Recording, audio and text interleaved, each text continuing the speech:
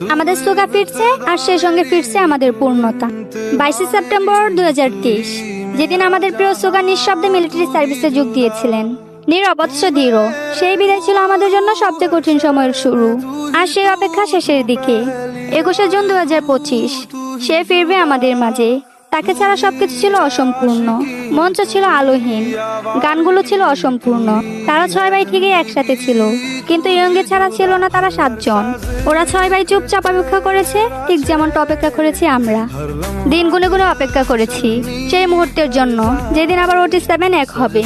তুমি আমাদের শান্ত কণ্ঠ, তুমি সাহস, তুমি শব্দের কারিগর। তুমি ছিলে দূরে, কিন্তু প্রতিটি মুহূর্তে আমাদের হৃদয়ের ভিতর ছিলে, সবচেয়ে কাছের মানুষ হিসাবে। এখন সময় এসেছে আবার বুকে জড়িয়ে ধরার। সুগা তাকে ছাড়া কিছুই সম্পূর্ণ ছিল না। এখন আমরা আবার পূর্ণ হতে চলেছি।